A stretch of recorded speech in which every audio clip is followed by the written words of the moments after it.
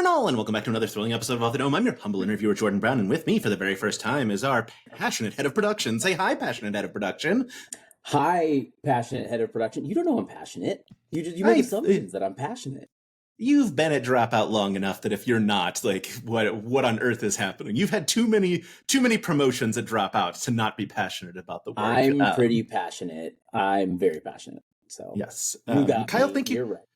Thank you so much for joining me. This is so exciting. Obviously, very exciting time for Dropout, as I mean, most times are. But like, we're in the midst of obviously coming up on the end of Very Important People season 1. Obviously, season 2 is in the works. Game Changers in the midst of maybe the best season ever. Who knows? Certainly up like 5 instantly iconic episodes in like right out the gate. But my most important question: who's more immature, the literal children on Reading Rainbow or Grant O'Brien? I mean, Grant O'Brien, obviously. Okay. Those children eventually grow up. Grant is, he is truly one of the most enjoyable humans to work with. The energy that he brings to any set all the time is not only limitless, but it's committed. He knows who he is, and he's ready to bring it at all times. So, it's one of these things where he's just a joy to work with. So love this Grant. Look, yes, agreed 1,000,000%. Grant is fantastic. I am, though, super curious how you went from this trajectory of seemingly producing children's television into pivot to comedy. Comedy. A very, adult in the like language sense. Obviously, not like yes. I know. Whenever I tell people that journey, they go, "So let me get this straight. You went from iconic LeVar Burton to Grant giving 52 blowjobs and listen, the facts look, it's all storytelling, okay? It's one of the journeys that I am most proud of. It was a classic story of it's all about who you know. Reading Rainbow was my very first production job right out of college. And, I will say that LeVar Burton is truly one of the kindest, most sincere humans that you will ever meet. He is exactly the person that you would hope and expect him to be from growing up on a show like Reading Rainbow. And I started there as an assistant and had this quid pro quo with him in my early 20s that was, hey, I want to be a producer. This is what I want to do. I love producing. I want to do it. And I'd love an opportunity. So if that opportunity ever comes around, please look my direction. And sure enough, I'll never forget, it was 2010. They were going to Suriname, which is a really beautiful country in South America. And they needed someone to basically just put some segments together. And he handed it over to me. I was still working from as an assistant at the time, and thus began a 6-year career producing content for Reading Rainbow in the field. And the thing that, even though like children's content and certainly uncensored adult level comedy don't always have a lot in that, the overlap of the Venn diagram. But what it did for me was make me realize that I love what we would call kind of unscripted content, right? Now, we can go into how a lot of what we do at Dropout is actually scripted or is a hybrid of unscripted and scripted. But the idea that it's not coming from a screenplay and you are capturing content that happens in that moment, that was a passion that was instilled in me through the 6 years I was on Reading Rainbow. Had the privilege of traveling all over the world, doing really cool things, and as do lots of jobs and shows and companies.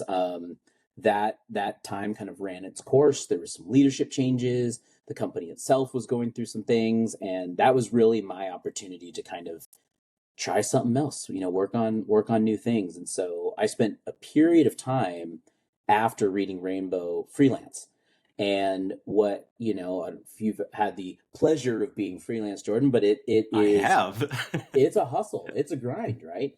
And you have to constantly be thinking about not just the productions that you're working on right now, but also what's coming up. And I had a old colleague of mine that had worked for me as my production manager at Reading Rainbow. She was working for, at the time, College Humor. And as I'm sure you and a lot of your followers know the story, that at that time, College Humor was a big, you know, kind of corporate type company, and they were still producing sketches for YouTube. And so she said, "Hey, would you want to come produce a sketch or two?" Sure, sounds like fun. I grew up watching a lot of College Humor stuff, and sound like a good deal. And at that time, when you're freelance, anything is good. Any money is good money. And so did a couple sketches for them, while I was also at the time doing documentaries, and I was doing political ads, and I was doing stuff for nonprofits. So, I mean, you name it, I was probably working on something in that kind of genre. And you know, one thing led to another. I did 4 sketches for them, and then was given the opportunity to produce season 3 of Actually. And then I'll never forget, actually went very well. We had a really good time. As a producer, that was great because I'm a contract worker. The amount of work you get when you're doing more of a television show is certainly a lot more than a sketch. The time we were doing sketches, literally I was on for 5 days. You got 3 days of prep. We would shoot 2 sketches in one day, and that would usually be a Thursday, and then I'd wrap out on Friday, and that was the whole job. Whereas a show like Actually, I was working for weeks, and it was great. So it goes well. I do another season of Actually there. I think that was season 4. And then they come to me, this is late 2019, we're almost at 5 years at this point, and they go, "Hey, our chief creative officer, this guy named Sam, probably never met him before," which I hadn't at that point. He has this idea for a show that he really wants to get done, and we really want to get it done soon. So you can either take that kind of sight unseen, you don't know what it is. The most creative that they had at the moment was a Google Doc, or you can take, I think it was either season 2 or season 3 of Paranoia, which was another show that had, you know, been on the Dropout platform already. And they gave me the choice, and I was like, I'm always up for an adventure. Let's go with the Google Doc show by Sam. And lo and behold, that was Game Changer. And so I then produced season 1 of Game Changer, and that was such a treat and such a joy. And truly, at this point now, 5 years ago, since that very first season. And then kind of the third chapter to that transition was, of course, both the pandemic and College Humor, you know, being sold from IAC. And in 2020, I was sure I was never going to hear from them ever again. You know, you're freelance. They don't fire you. You just like, "Hey, it was great working with you, and now that's it, the end, and goodbye. Thank you for your time." So I was working on at that time, it was 2020. I was doing a lot of political ads, and I got a call from David Kearns, and he goes, "Hey man, we're still around. There's like 6 of us, and we want to do some hybrid content using Riverside and Skype. We want to do a remote season of Actually, and we want to do a remote season of Game Changer. Would you want to come do those essentially from your living room?" And yeah, absolutely, of course. I mean, truly, and even at that time, even in the College Humor days, working for that group was such a pleasure compared to what I know are a lot of experiences on set in the entertainment industry. They already had the culture started, and so that was a very quick yes. So I spent the latter part of 2020 doing remote seasons for them, and then in 2021, the town had gotten the return to work agreement settled with the unions, and people figured out that we could now, you know, get back into doing this in person one way or another. And so they invited me to a new space that they had gotten, and I did a season of Breaking News. I did a very hot season of Game Changer, And it was right after that I got the call from Dropout saying, "Hey, we're going to just keep on doing this, and now we've got 10 people at the company, and we're looking at maybe doing some new shows. We need someone to run all of the shows and run all the productions. Are you interested?" And Jordan, after 3 or 4 years of freelance, you're like, that was a good time. I'm ready. I'm ready to move on to something, with a studio at this point. And so that was it. And that'll be, am I right, about 2.5 years? So 3 years ago, November. And Yeah. what a joy, right? At the time, we only had Game Changer, Actually, Breaking News, Dimension 20. Yeah. And that was only 2.5 years ago.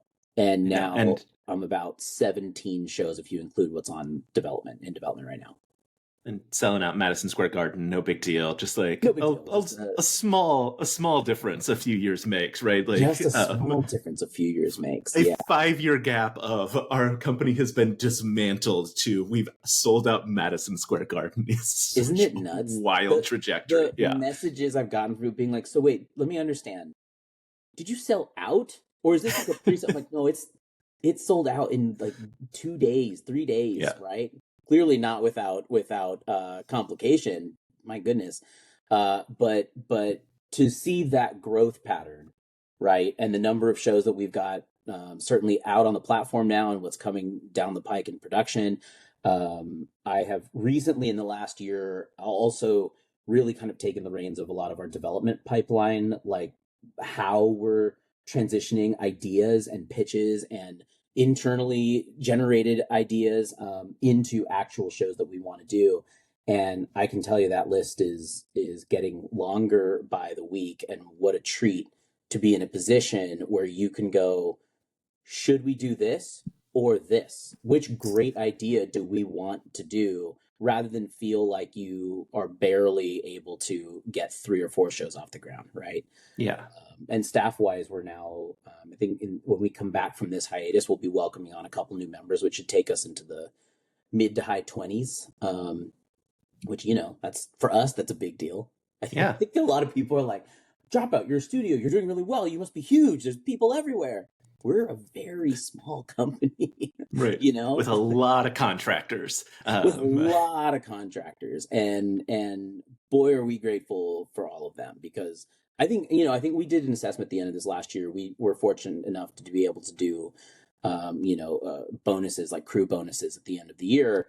And we had to look at how many people we had on our payroll at some point. Even if it was for a day, you were still included in that effort. And I want to say the number was near 300, just in last year alone, which is very sizable and a critical part of what we do. Yeah. I talked to Kevin Stiller, and he had said, I hired someone to do 6 hours of shooting one day, and that person got the email of like, hey, we're doing profit sharing this year. Congrats. Just wildly great.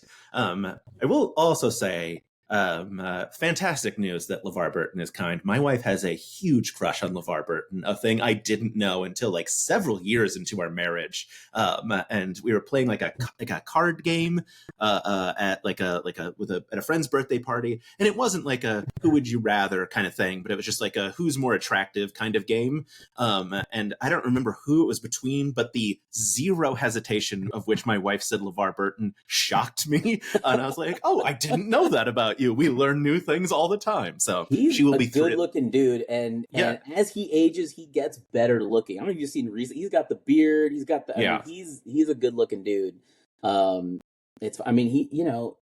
He's earned every bit of the respect. And when you think about celebrity in this town, it's so easy to make a mistake.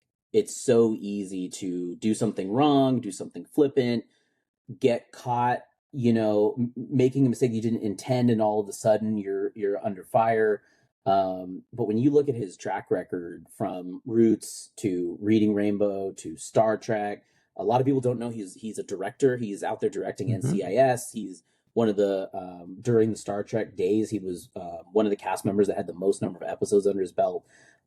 really has just somehow managed to get through this town doing all of it right. And I look up to him for it. It's a Yeah. really impressive feat. I will say, anyone, including myself, we were doing an episode in New York once with a theater company, a bunch of young 20 somethings who were all grew up on Reading Rainbow, like a lot of us did.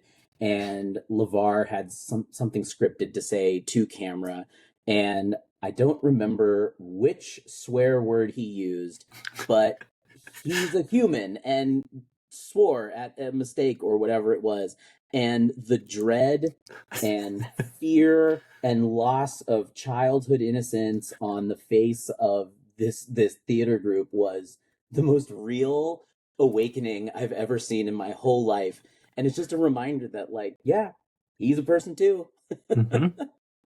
Yeah, I've seen him at a convention tell some tawdry stories from not even that like he participated, but like Yeah, Geordie LaForge kind of stories of like, and then like those like delightful. yeah, One of the things that's really cool about where you're at with Dropout, and I won't try to get like a lot of specifics out of you, but obviously Gastronauts was a thing that was around in 2019 as at least yep. an idea, and now I can say like I know it's coming back because Sam told me like Gastronauts is one of the name of the Well, as shows that Sam you're working said, on. Yeah, Sam said listed that show, so I won't guess that the food set that has a space themed logo to it is Gastronauts. But what is that sort of process like of like getting to like revive some of these like lost ideas or ideas that probably, I mean, theoretically, I'm assuming would have come to fruition had January 2020 not happened, and then obviously March 2020 as well. But like, yeah, what's interesting is Gastronauts, even though it was an idea that's been around for more than 5 years now, that show in what we ultimately shot is not anything like what the original intent of the show was. In fact, they had actually shot some test footage before I was even there that over the last few years we've gone back to a couple of times now.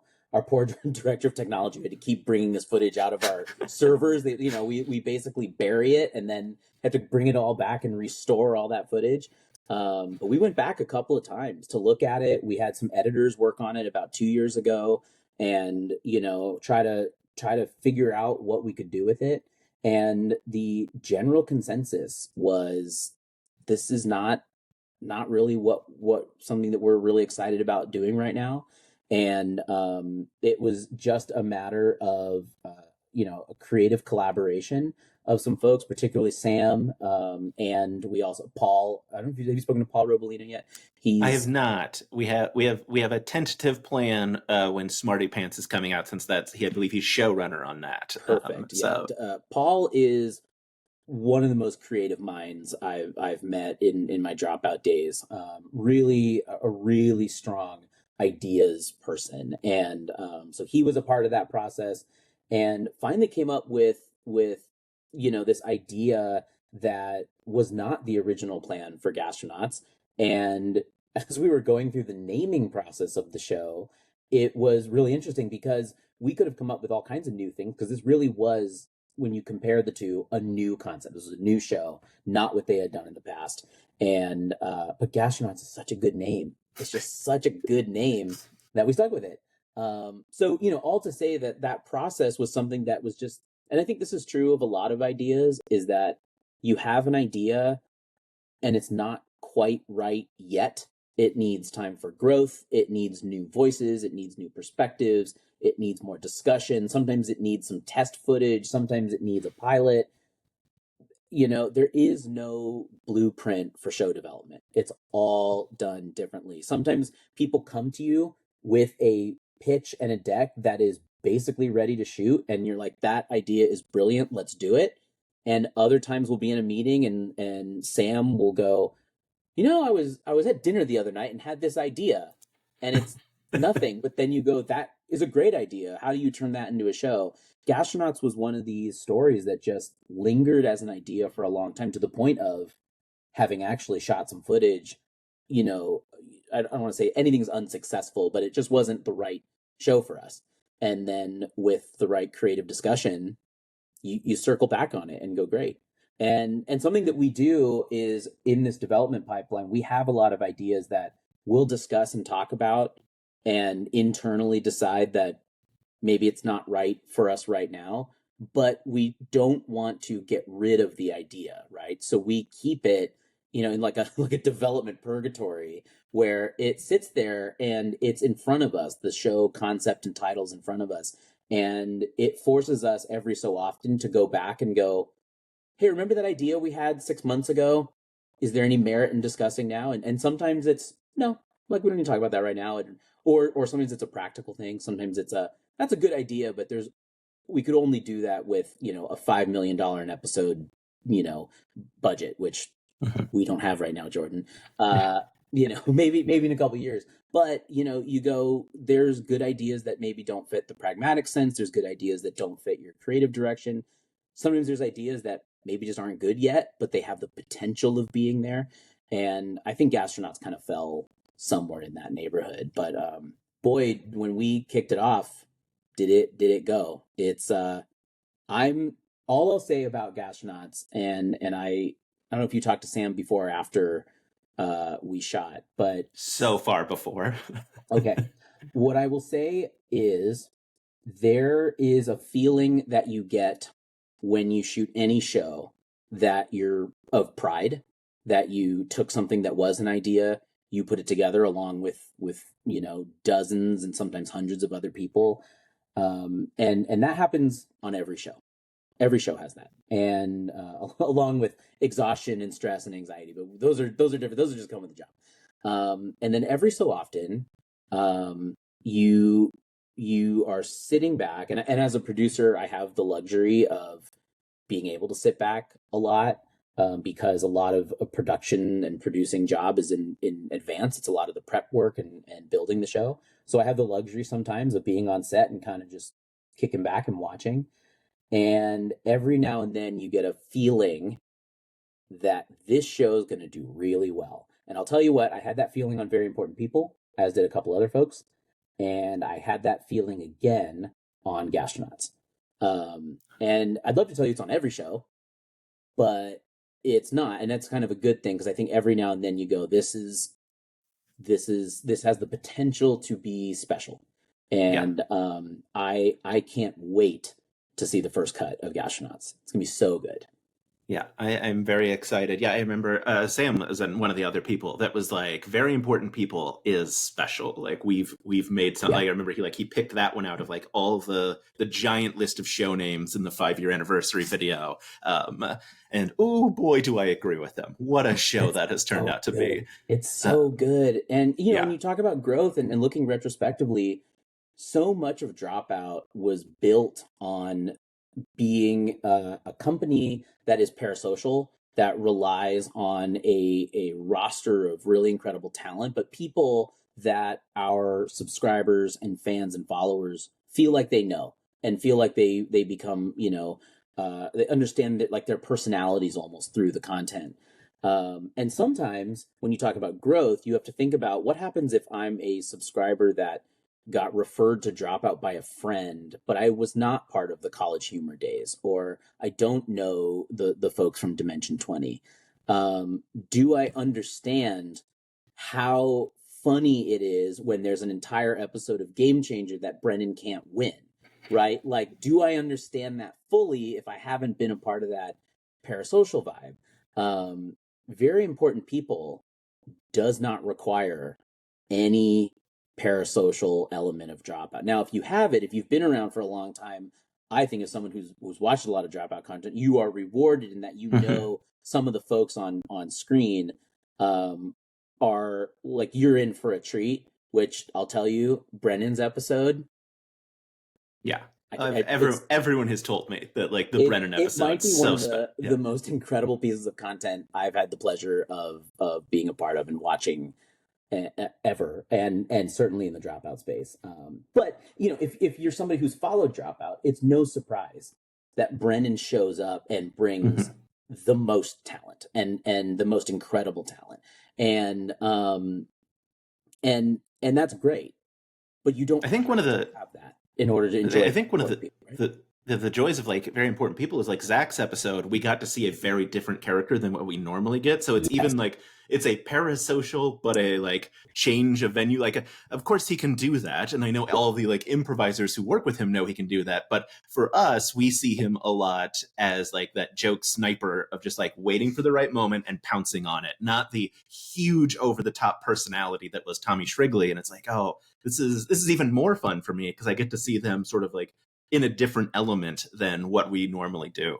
Yeah, and I think you get a more concentrated version of all of the talent, because a lot of times someone like Zach, who is a brilliant comedian, is surrounded by a lot of other brilliant comedians, and because he is more of that, dry delivery sniper type, that style is more subtle. It doesn't make it lesser than, it's just a more subtle style. It's not as in your face type comedy, whereas on a show like Very Important People, he stands alone. It's him on the stage with Vic, and I know that for some comedians, that's what an opportunity to exercise parts of your comedy you don't always get to exercise, and just a different set of skills from what you would do on Dimension 20. And yeah, I mean, also one of the greatest episodes. Tommy Shrigley, so good, so good, so good. I just died. Yeah. Like from like the moment the trailer dropped and like I saw Kate Elliott's like behind the scenes stills of him, and I was just like, every picture makes me more confused about how he exists as a human being. Oh my gosh, so funny, so good. Oh, I have wine. I told you. Yes, good. I'm so glad. Yes, you forced it. I tell everybody here, if you get interviewed by Jordan, he puts in the thing, wine interview. Well, now I'm just living up to the calendar title, Jordan. Yes. Yeah. I'm very glad that you have a glass of wine, because you're in the midst of a 2-week hiatus, I believe. We are in the midst of a 2-week hiatus. We do 3 of these every year. So it's 6 weeks of dark time. And it's really done to certainly give everyone an opportune moment to appreciate family and travel and all those things. But what I really love about it, and part of its intent, is to make sure that everyone does it together. So you don't get the the email that's like, hey, I know you're on vacation, but I need blank from you, right? Like in this case, we're all dark. It gives us a moment to breathe and kind of reset. And for me, as I'm looking at strategy for how and when we're putting shows together, it also, I look at them as like school trimesters, right? We call them production blocks. So it's block 1, block 2, block 3. As I look at block 1, that allows me to put a certain amount of, financial allocation and creative allocation. And I have a roster of producers that we work with, and making sure that everyone can jump into shows, and shows are practical at certain times of the year. It allows me to compartmentalize that in a way that I think would be a lot more difficult if we were just shooting all year round. It feels like every 4 months there is a little bit of a beginning, a middle, and an end, and then you get a chance to reset, which is really nice. So yes, on our very beginning of a 2-week hiatus right now. Yes. Which I also very much appreciate you joining me for on your hiatus. It's really hard. Really you mentioned something that I am really curious about, because you mentioned sort of like series that don't go anywhere.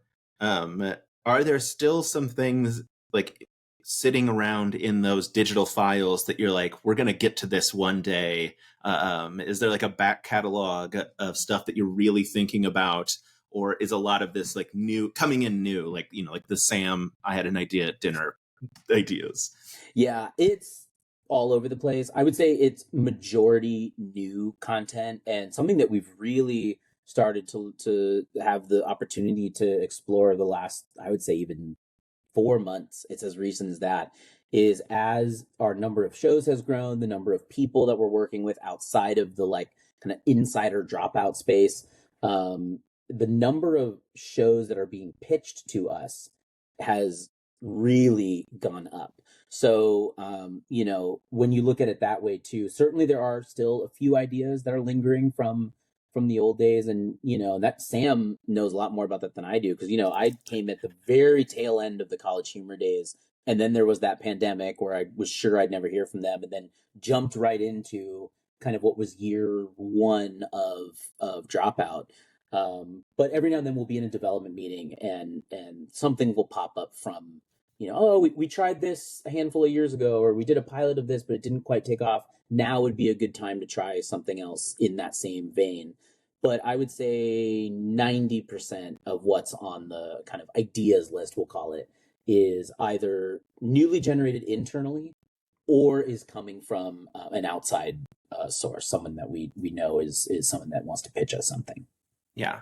Well, while we're on the subject, Yeah. put Erica Abria on a travel show, send them to castles all around the world. That's my pitch for you for this week. That's just your.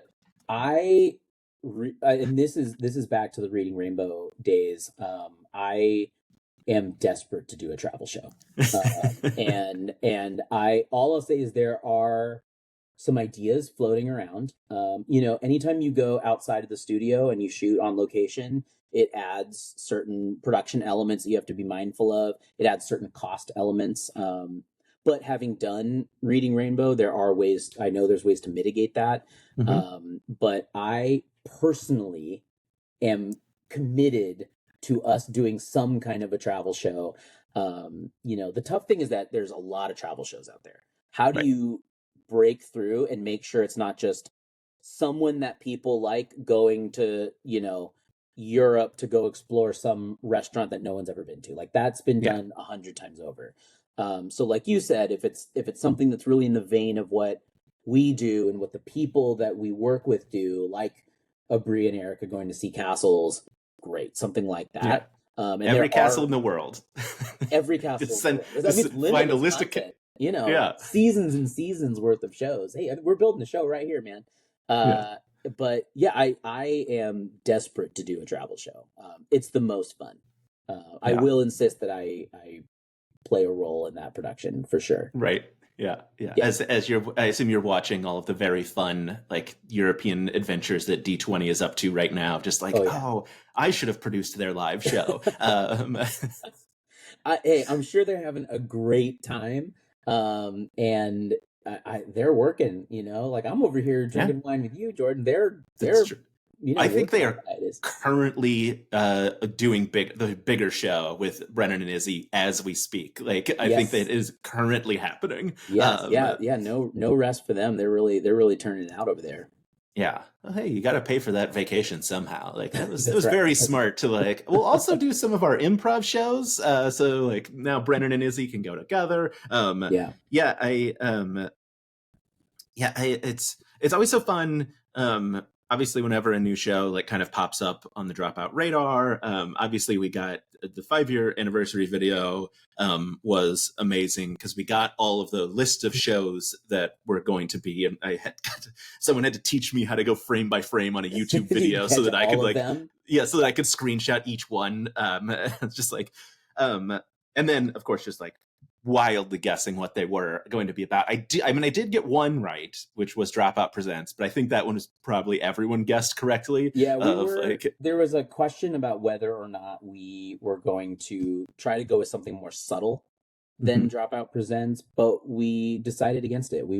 That was something that we actually really wanted to make sure that people understood what our intent is with that project. And it's again another one I'm really looking forward to. That one's harder to pin because it's going to be different every episode, but it's really treating them more like specials, and that's part of our growth here is that we're trying to do new things, and that one's going to feel new and different, and I think it's going to be done in an exciting way. But when we were coming up with titles, we were like, do we need to come up with something more original or less on the nose than Dropout Presents? No, we don't. So good job. I did it. I got one. I think I may have guessed Gastronauts right, but it's after like you were shooting and like, and I'm not gonna like try to get you to confirm or deny it, so I won't give you my guess. Yeah. It's always, like I said, always very exciting when we get to see like new shows are coming up. When I talked to Sam, it was like 2 months ago, so it was it was the weekend. It was right after you had filmed that first batch, at least, of Dropout Presents, when there were like 5 shows, like or whatever, like over the course of the weekend. It was also very funny because when I talked to Sam, I knew what he had been wearing and that he was like standing by the door because people were just like messaging me to let me know like updates from like what was happening. Yeah. But yeah, Oh, no, go ahead. say like it's always so exciting in those moments of like, oh, we've learned the name of a new show, Smarty Pants. Now let's everyone guess what it could be, and then like I don't know. I'm sure someone got it right because a million It's people fun guessed. on But our side too, because we'll see folks talking about it in Discord or in the comments on the YouTube channel of where we put the the 5-year anniversary video, and it's fun for us to watch people guess and participate. And I will say that I think even Reading Rainbow had a big fan base, and then obviously in freelance times, I did all kinds of stuff that were some with brands and companies that had followers and fan bases. But the fans and audience of Dropout is unique and special in a way that I think most other studios, production companies, brands, whatever you want to call us, because we're kind of all of them, would relish, to have, because the engagement and the passion and the love is really unlike anything I've ever seen. And to be able to have it, somebody that feels like a conversation. And I love to see people get so enthusiastic about what it could and couldn't be. Only obviously in the hopes that we don't ever disappoint anybody going, oh, I can't wait for blank to. Every now and then it happens a lot with Dimension 20 seasons. It's people like, oh, this is totally going to be this, and we all can't wait. And I'm sitting there going, it's not that. It's not that. Or it'll be like, it's not Percy Jackson this season, and you're like, they're not going to be in that season. Don't get your hopes too far up. I want to chime in sometimes so much, being like, don't do it. But that's part of the fun. And at the end of the day, we have this, fan base that really is so engaged in what we do, and that's unique and powerful, right? I mean, last year when we submitted for the Emmys last year, Sam tweeted, with the hashtag Emmy for Game Changer, and within 20 hours it was trending number 2 on Twitter. That's amazing, right? I mean, that's like other companies would kill to have something like that, and we're fortunate we do. So I'm so grateful that fans are out there guessing what the show titles mean, and hopefully we can continue to give hints and fun things and play with that, because it's a fun conversation that we're all having. Yeah. As head of production, do you get to assist in picking the episode you're submitting for the Emmys this year? Because obviously it's Emmy selection time. Yeah. So a little, behind the scenes on Emmys, obviously there's, submitting for the Emmys is either done by the studio itself, and often if you're at a bigger studio, it's done with your concert with your PR and publicity agencies, your marketing department. We don't have many of those things. We have an incredible publicist. Her name's Colleen. She's outstanding, and we love her. And she's really done an exceptional job this year. And there's going to be a lot of things coming down the pike that I'm really excited to share with everybody in the publicity world. But it's really, it's her on the publicity side. And then submitting for the Emmys was something that I had asked Sam to do probably 2 years ago. And he was obviously very supportive. Something that I find interesting is Dropout has this interesting, are we television? Are we new media? Are we digital? Are we internet content? And this is no secret. I suggest it to Sam all the time. I tell Sam, we are television. This is television. When you look at the scale at which we're producing, the way in which we produce, the way in which we distribute that content, it's done in the season, format. It's done with usually 12 episodes. Sometimes it's more, sometimes a few less, but it's done in a, it's not like we have some weird like 5-episode thing all that often.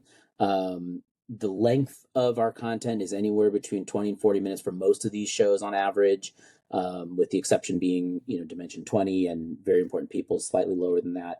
And that's television. And the amount of work, the people that we bring onto these shows, the average day of Game Changer has about 70 people working on it. That's wild. That is television. Now, is it Stranger Things level? No, but it's still television. It's more than YouTube sketch content, right?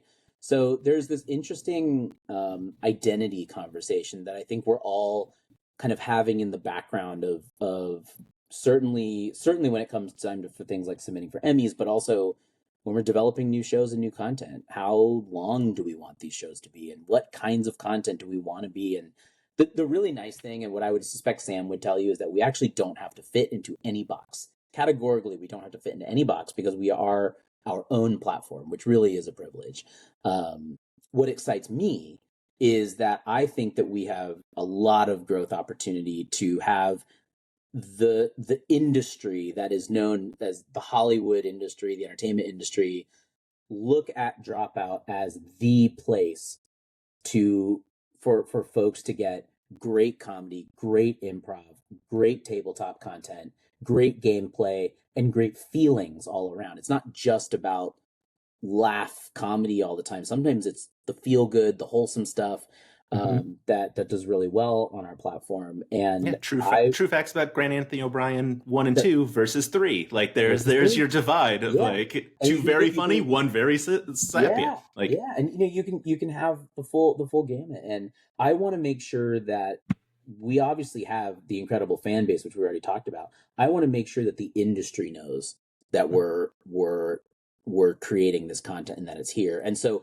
when I say like we're television and we need to play at that level, that means putting yourself out there, like submitting for Emmys, right? So last year was the first time we did it. And because we're such a small team, Sam was like, yeah, you want to submit for Emmys? Go for it, Kyle. Do it. So I was like, and still am the resident in-house like Emmy project manager, if you look at it as a project. Okay. I'll send you the DMs about the Emmys then instead of Sam. I'll stop bothering him about the Emmys. Yeah, no, keep bothering him. Keep bothering him. It's fine. It's good. It's good. But like I had not done that in the past, and working with the Academy was a really interesting learning experience. They're great. They have a great staff over there. So I was sending off, like, I think every email I sent to the Academy started with, "I'm sorry, this is probably a dumb question, ... but ... And they were always like, no, it's fine. We get this a lot. It's all good. But last year we only I've sent so many of those emails to Colleen of like, I'm so sorry. Yeah, well, so now, fortunately, year 2, I have doubled my team, which is now it's me and Colleen. And so between the two of us, we are still like Emmy centric. And don't get me wrong, Sam, David, Andrew, they're still very involved in the decision making of what are we submitting, what do we think has the merit, what do we think might do well in the Emmys. And little things like which episodes do we put up on the Academy platform, things like that. But at the end of the day, it really is Colleen and myself just grinding it out. And we've, last year we submitted Game Changer for Outstanding Game Show and Sam as Outstanding Game Show host, and it was only those two. This year we're submitting in 7 categories. Wow. So we're doing more than that. We also have a little bit of publicity to spend this time around. So we're going to, make sure that we're being really targeted and careful about that. But boy, I think this started with you asking about picking those episodes. It's tough. Yeah. It's tough. I mean, when like you said, this season of Game Changer, every episode is just a banger. And wait till you see the ones that are still coming out. I know. They're so good. And in the behind the scenes of last week's, someone referenced Siobhan being on set for an episode, which we obviously haven't seen her yet. So obviously she's coming still. And someone mentioned like, we have so many episodes where there are like multiple layers, and everyone is watching is like, wait, we haven't seen any episodes with multiple layers. What do you mean? Yeah. So the more we get, I'm so excited for more. Yeah, it's and when you set the bar like that, and then you have to pick a couple to put up to represent the show. And it's a challenge, but also what a treat, right? I mean, it's like you can't go wrong. I mean, that's a lot of the questions we ask in like an Emmys context of like, well, which one is going to do well? All of them. Like they're all great. And I think that goes to show that that show in particular has grown so much, both in what we're able to do physically because of budget and crew and space, but also the way that Sam and Paul and the creative team behind the show are able to expand like what they can think is even possible is every single season just going twice as far as we did the season before. And what's funny, Sam may have told you this, he right about this, so we're about to start, when we come back from this hiatus, we are going to start prep on the next season of Game Changer. And that will involve a development phase that will do a lot of brainstorming, ideation, episode generation, things like that. Very high level concepts, games, formats. And right about this time, Sam goes, I don't know how I'm going to be able to like keep that idea generation going. Last season was so good. I don't know how we're going to do it. And then he does. Yeah. Yeah, I know it's got to be. I remember he posted something about like, I don't know, they're like 2 million subscribers to Game Changer Shorts or something on YouTube. I don't remember what he was like. If all of you subscribe to Dropout, we could produce Game Changer like year long. And I was like, but could you though? Like it feels like I understand you'd have the money to do that, but like how do you keep coming up with better and better shows if you're producing that many? Yeah, it's not like Make Some Noise where you can expand out. Just like we have a brilliant cast of improv comics. We're going to give them silly prompts. I could watch that for, every week for an entire year. It would be fantastic. Yeah. But yeah, Game Changer is so special. Yeah, it is special. And that's what I was just going to say, which is that I think that even if we could, we wouldn't. Because I think that there is kind of a, it makes it feel like an event when it comes around. Mm-hmm. Whereas if it's on every Monday all year round, I don't think you necessarily would fatigue from a show that's as great as that, but it would, I feel like, lose some of that really like this is a show. When I think of Game Changer too, I think of the production of Game Changer is more akin to producing a live show than it is to producing a standard television show. And when you're there on the day, because since every episode is a different format and everything is different, you don't know if that day is going to involve dancers, or it's going to involve animals, or it's going to involve big set pieces, or it's going to involve extra crew members or cameos from celebrities. You have no idea, and it feels almost like running and producing like a circus or something like that. And I think that at a certain point in time, even for the audience, you want a break so you can get yourself ready for the next season, Yeah. You also like, I don't know how much you have seen of Sam doing the hand check at the beginning of the episodes. Yep. And the like wild spiraling that the internet has like been like, Sam Dalton, I helped spread this pretty drastically, but like they're like Sam Dalton has taken over for Sam Reich. This whole season is a conspiracy theory, and Sam just routinely getting online and being like, "Stop, please." I caught up on that storyline only because of watching your videos, and I think you are to blame for that. I really think, Jordan, this one's on you. You take responsibility.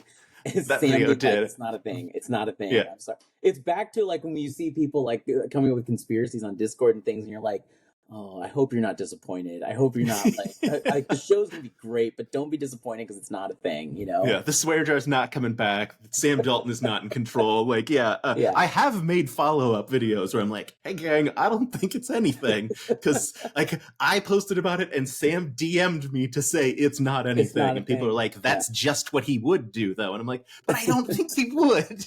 I think he would just ignore it if it was a thing. It's so funny. God, I getting I understand exactly what you mean. Like of that, like you need a break in between Game Changer, especially because it does have that like such a special feel to it, and it does. I mean, Dimension 20 is probably like the flagship of Dropout, just because obviously it's got a fan base that sell out Madison Square Garden. But Game Changer feels like the jewel of Dropout, right? Of like, this is the thing that like we produce that no one else is producing anything like it. Like Dimension 20, although I think is on a different level than any other actual play. Like there are other actual plays obviously out there. Game Changer just feels so special.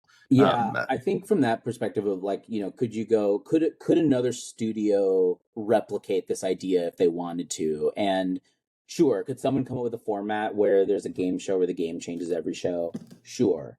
But would it have that same quality and character that Sam brings to the camera, Sam brings to the writer's room, that our incredible team behind the scenes bring to the writer's room? Our incredible crew. I always give a hat off I did seasons 1 through 5, and then maybe 1 through 4. My coordinator at the time was this man, Justin Cyril. Justin took over the show thereafter. And, a lot of times those producers are the ones that go the most unrecognized. And yet Justin has done the biggest and most recognized seasons of Game Changer to date. And I just don't think when you add all those elements together, creative, production, financial, I don't think it could be replicated as easily as maybe like, I'll Make Some Noise, a pretty straightforward format show. Game Changer really has that. There's a unique quality to it. And we've seen that it is certainly one of the anchors of Dropout, as is Dimension 20. I'll tell you what, Very Important People is not far behind in that sense either.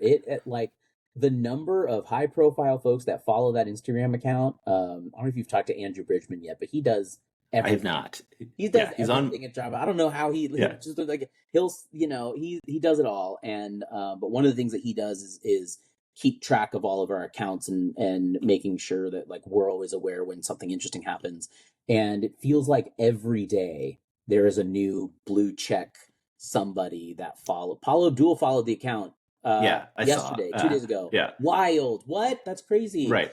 And that show, more than Game Changer, more than any of the other shows, has had a lot of that. And so, all to say, we're, Dimension 20 for sure will always be like, Dropout started with Dimension 20. Dimension 20 and actually, those were like at the very, very early days when people didn't even believe in Dropout.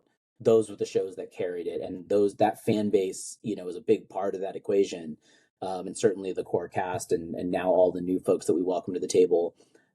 Game Changer has become that show that's right alongside it.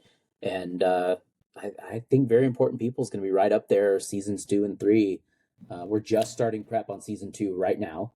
And we come back, I have our producer starting, and we're talking about casting meetings. There's already some emails flying around about potential cast, potential episode ideas, and it's really exciting. Season 2. I will say, you just said Very Important People seasons 2 and 3. Well, I think that, look, no guarantees. I will put on the record, Jordan, for everyone, we have not greenlit season 3. Okay. But I think it's good to Paula Abdul follows it. What universe is it not getting season 3? Right. Exactly. Yeah. I think it's good to be optimistic. And I think it's also, that's how we look at things too, is like when you look at a show and its potential longevity, it's important to look at like can you sustain season 3, 4, 5, 6, right? Actually is, I think this is, if people haven't shared this yet, it's good to know. We're about to start development and prep on season 10 of actually. Yeah. If he talked about it at PAX East, so we do know that. Right, like it confirmed another season, yes. But you look at that and go, what 10 seasons, right? In 5.5 years. Any of these shows has a potential to be able to do something like that. And so it's good to think beyond like what's right in front of you and what's kind of going to be the next thing, right? And what's your growth pattern for that show? So something certainly we're doing for Very Important People because it's already been a success. Yeah. We're over already. Do you have a few more minutes? No such thing. I've got more wine in my glass, so yes. Great. Perfect. That's what I was hoping for. Yeah. I will say, like, one of the things, my world has been very, very weird. You know that. You follow along. You know who I am. That's very weird to me in general. Isn't the goal for people to know who you are, Jordan? Yeah, it is, but like it's still weird every time. Is it? It gets less and less weird as like it becomes more and more apparent. Did you find yourself at PAX East being recognized? People going, "Hey, I know you." A couple people did, yes. When I was even when I was separated from when I was with Iffy and BDG, like that was very easy for people to be like, "Hey, sure. The three of you, I know you're supposed to be here, but like, Yeah, I went up to like the room the day before, and someone immediately was like, "Hey, would you sign my badge?" And I was like, "What do you mean? Like, would I You've sign your reached badge?" you've done it. You've hit the peak. You did the thing. Yeah, yeah. Will you sign I my would say badge? that. That's an honor. Yeah, it was very and they were like, I had Seffi sign my badge, and I was like, she and I are not on the same level. What's happening? It was very funny walking around with BDG at PAX East because my God, is he a superstar at a video game convention? Like Absolutely. he was in full mask, not a hesitation from people coming up and being like, "Hey, I love your work." Like people weren't coming up and be like, "Are you BDG?" Like they were coming up and just like being like, "I'm such a big fan." Like no hesitation from folks. The range on someone like Brian David Gilbert is so impressive to me. He is in so many different facts, like parts of our content, and the skill sets required for him to be in all these different shows is wild. He also writes, as you know, he also writes actually.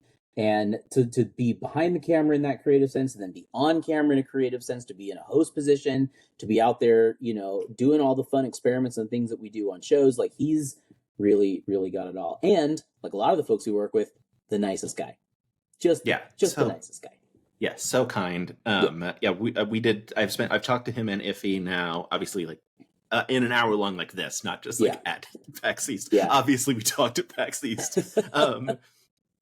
Yeah, one of the things that sort of like a weird thing that's happened to me is like I now like co-host a podcast called the Dropout Drop In, where we like talk about like the week that Dropout just had or the week coming up or whatever. And a thing that my co-host and I talk about a lot is the talent incubation that is Dropout. And like obviously like you talked about like the parasocial nature of like we get to know all these people across all these different like shows, but what we keep seeing is you bring in more people in like Dirty Laundry, like that's where BDG enters the equation for like the first time proper at Dropout, and then like starts to spread out to other shows. Just like how much of that thought goes in of like, all right, we've got these brilliant like comedians. How do we get them on like we get them in on Smarty Pants, and now we can transition them to Game Changer or Actually or wherever. Like they start moving pieces around. It's very much a factor in how we cast shows. Is that element, which is how do we make sure that people we know are talented, and we want to make sure our fan base gets an opportunity to see their talents. We want to make sure that we're putting them in the right places and right positions, and then giving them exposure at the right times, knowing when certain content will release. So, and we've found that while a lot of these shows, the primary purpose is to be great, funny, entertaining shows, a lot of them as kind of secondary, sometimes even tertiary, objectives is that they become vehicles for talent. So certainly the one that we reference a lot internally is Make Some Noise. Make Some Noise is, where I think a lot of our fan base saw Jacob Wysocki for the first time. And what a talent, right? Yeah. And you go, well, how do you not bring him on then to Dirty Laundry and then to Game Changer, and then to a lot of our other shows. And so now when we think about a show like Make Some Noise, that's a great place especially for improvisers to come just do your thing and have fun. And, the fan base might gravitate towards you and want to see more of you. And we'll hear about it because we have that conversation with our fans. And then a show like Dirty Laundry allows us to have our talent show some of the non-performer side, which very much is in that parasocial, wheelhouse and part of the Venn diagram of the types of shows that we have. And so we're very careful, especially with Dirty Laundry.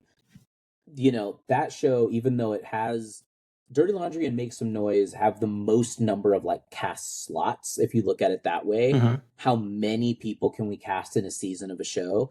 Dirty Laundry, 12 episodes in a normal order of a season times 4 people. You have about 48 opportunities to cast people. That's a good number.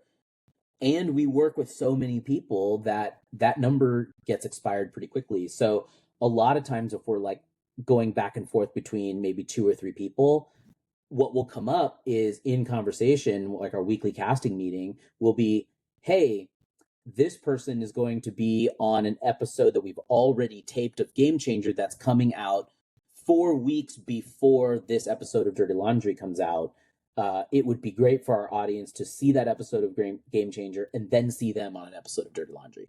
So, to answer your question, it is definitely a factor. It doesn't ever really drive why we would put some, we're not going to put somebody in just for the sake of putting them on camera. Obviously, there needs to be good reason to be there. But it is absolutely a factor in the strategy of how we cast. And then, like I said, make some noise as a vehicle for improvisers. A lot of times folks on TikTok or Instagram that we see that are really talented that may not know, or our fans may not know yet. Great opportunity to come in. I would say, obviously, Dimension 20 and Game Changer are kind of the other end of the spectrum, right? Because Dimension 20 specifically requires a bit of a skill set. Even if you haven't played tabletop yet, which has happened a few times, you have to have at least a desire and want to be able to sit at a table for, when we shoot, those episodes are 4 hours to tape. I mean, you're sitting there for a long time. We do 2 a day usually. So you got to want to play Dungeons and Dragons, or at least another tabletop game, for 12 hours a day times however many days we're shooting that season. So that's a very, and then you obviously have camaraderie of the people at the table. There's a lot that goes into that show. And then Game Changer is very game specific. And I would imagine Sam's talked about this. A lot of times we will write a show and write a format of an episode with someone in mind, specifically for that show. And I'm sure you've seen the story now about Bingo, how Grant was the person that was supposed to be there, tested positive for COVID. Brennan had to fly in. And so sometimes people are, we're able to swap someone out, but it's much, much harder on a show like Game Changer than it would be on like a Make Some Noise, for example. So it really kind of, runs the spectrum, but we do try to pay attention to releases, when people are going to see that person, get exposed to them, what their skill sets are, all that kind of stuff. Yeah, I'll say one of the things that I really appreciate, and obviously like understandable, especially coming from like Sam's perspective of like a long COVID sufferer, that your company is still taking COVID seriously. Feels very good as like a fan when you're like, oh, like when like that story came out of like, Grant tested positive for COVID, so we had to bring in someone else. Like, oh, they're still testing. It's like, because I hear so often that like, well, now that the pandemic's over, it's like, well, let's not go that far. Well, it's like one of these things. I think kind of on the world stage, we've all realized that COVID isn't going away. I think now more and more it's going to be treated like the flu, and that it's a very dangerous disease if you're not careful. It's also still very contagious. It's mutating constantly. Like, you have to be mindful of it. Like, just because the whole world isn't shut down doesn't mean that it goes away. And when you're on set, as it's like you're in a relatively small space with sometimes 50, 60, 70 people, and we obviously have air conditioning, air circulation, but it's just not the same thing as being outside or 6 feet away from someone, or any of, kind of the protocols that we were following as the world, 2 years ago. So risk is high if you're sick. And frankly, it's COVID aside, if you're sick, don't come to set. We will still pay you, by the way. Like, that's something that's really important to us too. If someone tests positive, we still pay you for the day. Because it's not your fault you got sick. And huge win for Grant then. Huge win for Grant. Huge win. Doesn't have to get humiliated and gets paid. And still gets paid. Yeah. But it happens to crew members a lot too. We get crew members that test positive, and you don't want them to lose out on a day of work because they tested positive for COVID. It's like such a bummer for them. A lot of times they want to be there on set. They're doing the thing that they're really good at, whether it's a camera operator, sound mixer, PA, whatever it is. They're excited to be there, and they're the ones who don't feel well and have to go home. It would be extra worse to then go, sorry, you've lost out on a day of compensation for that, right? Yeah. So I'm glad you recognize that. It's one of these things that is going to continue to be important to us, and we're doing checks on it. We adjust the protocols kind of based on the season, based on if we hear that there's a surge in positive test cases, we might enforce higher or stricter standards. But we always mask on set. Everyone's in a KN95 on mask, or KN95 mask on set. And then for the bigger shows, we're doing antigen testing every other day for all crew members, including day one. And then, it's really important to us. It's a company policy at this point. Yeah, that's amazing. All right. Well, this has been absolutely incredible. Thank you so much. Like I was nervous about this interview because I was like, it's a producer, and like, because producing is so like complex and nebulous in terms of like, what do you do? Like that kind of thing. I've been trying to convince my mom, who I have a wonderful relationship with, what exactly it is I do for the last 15 years, and she still doesn't really know. It's one of those things where it's like, I don't know, you just, and what I happily tell anybody is my job is to make sure that the entire production from day one to the final day is done well to our standards, on time, on budget, and most importantly, that everyone who worked on it had a really great experience. And if that happens, great. I don't write, I don't shoot, I don't direct, I don't act, I don't perform, I don't do any of those things. So I really don't do much. If you're like, what do you do on a day-to-day basis? Not much, Jordan. It's really not. A lot of phone calls, a lot of emails. Yeah. My wife recently said something to me about like, I think I would have enjoyed being like responsible for like budget and stuff on like a film. And I was like, a producer. And she's like, is that what they do? And I was like, yeah, that's what they do. Yeah. We do a lot with money and lawyers, which, it's a whole separate passion. But this was a real treat, Jordan. I'm so glad that you asked me to be on, and anytime, always happy to chat. This was amazing. If the folks out there want to find you on Instagram, I know you post periodically. I just discovered you're on TikTok as well, because I was obviously diving into your research and I found your TikTok. There is nothing on there, so no reason to follow you there. Mere observer on TikTok for now. I keep thinking that one day I will Don't do it. Your life will become like mine. Honestly, I don't have genuine or sincere content to post at the moment. Lots of other people do that for us on behalf of Dropout on a personal level. I think the best place, if people want to come find me and follow along, at iPhone Kyle on Instagram, at Kyle Rohrbach on X, formerly Twitter. And every now and then I'll post stuff there too. It's either going to be Dropout content, wine content, travel content, or occasionally I'm a father of a 15-year-old, and so every now and then it's griping about being a parent.